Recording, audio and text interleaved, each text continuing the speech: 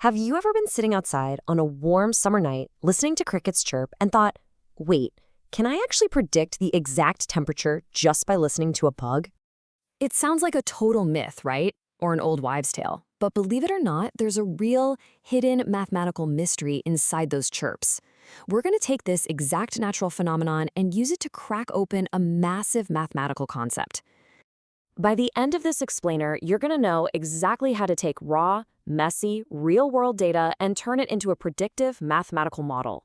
We'll cover the core concepts, the formulas behind them, and how to apply these linear models to actually predict the future. Let's get into it. Section 1. The cricket temperature mystery. Okay, let's actually look at the hard evidence. Here's some raw data collected from our chirping subjects. Up top, we have the number of cricket chirps counted in a 15-second window. Down below, we've got the air temperature in Fahrenheit. So at 44 chirps, it's 80.5 degrees. Down at 18.5 chirps, it drops to 52 degrees. Now, stare at this for a second. It is incredibly difficult to spot an exact trend just by looking at a dense grid of numbers. Our brains literally aren't wired to process raw tables like this very well. Section 2. Visualizing with scatter plots. So, how do we make sense of this chaos? We create a visual representation using a scatter plot. Put simply, a scatter plot is just a graph of plotted points that might show a relationship between two sets of data. Check out how these points are laid out. The horizontal axis has our inputs, the chirps. The vertical axis has our outputs, the temperature. Instantly, we see a trend. Notice what happens as we move to the right. As the chirps increase, the temperature clearly goes up too. It roughly forms a line, doesn't it? Section 3. Finding the best fit line. Now, just seeing a visual trend is cool, but it's not a predictive model. We need a hard mathematical rule. We need to find the linear function for this data. One really simple way to do this is just to sketch a line right through the middle of the scatter plot that seems to fit best. If we eyeball a hand-drawn line, say it starts at point 030 and ends at 5090, we can calculate the slope, rise over run. That gives us a slope of 1.2. Tack on our y-intercept of 30, and boom, we have our initial formula. T of c equals 1.2 c plus 30. Here, c is the chirps and t is the temperature. We've got a working model. But hold on, you might be wondering, wait, if I draw a line and my friend draws a slightly different line, can there be two different lines of best fit? The short answer, no way. Eyeballing is a great start, but statistically, there is only one true best fit line that minimizes the mathematical differences between the line itself and the actual data points. To find that one perfect line, we use a statistical technique called least squares regression. Let's act like a calculator for a minute. The steps are super easy. First, you just enter your input data, the chirps, into list 1 on a graphing calculator. Second, enter your output data, the temperatures, into list 2. Third, you just select the linear regression or linreg function. Let the technology do the heavy lifting for us. And here's the exact, highly accurate equation the calculator spits out. T of c equals 30.281 plus 1.143c. Notice how incredibly close that is to our eyeballed equation of 1.2c plus 30. But this precise equation fits the data perfectly, giving us the ultimate power to actually make predictions. Section 4, interpolation versus extrapolation limits. All right, let's bring this back to reality. We have our formula, but wait, this is super important. How do we actually use it to predict things? And where does it completely fail?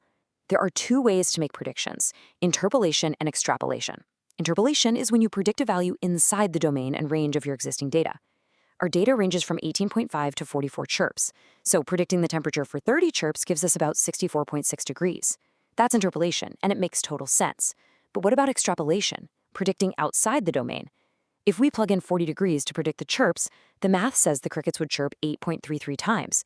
But in reality, crickets basically stop chirping entirely when it drops below 50 degrees. So here's the golden rule. Model breakdown occurs at the exact point when the model no longer applies. Mathematical lines stretch on forever, but the real world definitely doesn't. Think of it like this. Imagine trying to predict a company's costs 50 years into the future, using a trend line from just the last 2 years. That model would totally collapse, because you can't possibly account for the economy half a century from now. You absolutely have to know your model's limits. Section 5, measuring fit, correlation coefficient. Okay, we've built a model, and we know its limits. Now, how do we test if it's actually any good? How do we know if it's a tight fit? We use something called the correlation coefficient, known as R. This is just a value between -1 and +1 that measures exactly how closely our line fits the data. The rules are pretty straightforward. If R is greater than 0, it's a positive increasing relationship. Less than 0, it's negative or decreasing. If it's hovering around 0, the data is just completely scattered and random.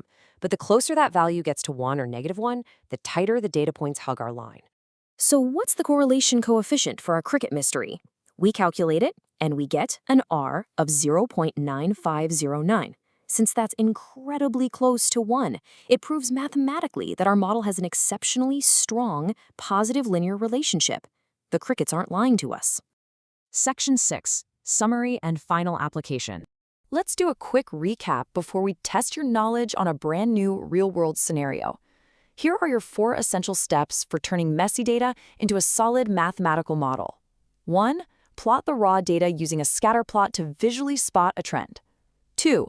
Use linear regression on a calculator to pinpoint the one true best fit line. 3. Check your correlation coefficient, R, to confirm it's actually accurate. And 4.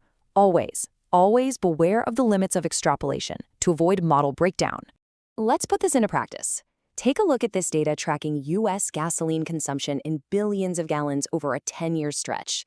It starts in 1994 at 113 billion gallons and steadily climbs to 136 billion gallons by 2004.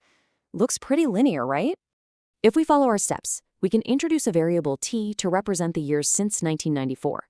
Crunch the numbers, and we get a massive correlation coefficient of 0.9965. Our exact regression equation becomes C of t equals 113.318 plus 2.209t. We can literally use this to predict that by the year 2008, consumption would hit roughly 144.2 billion gallons. But I want to leave you with one final challenge to test what you learned today.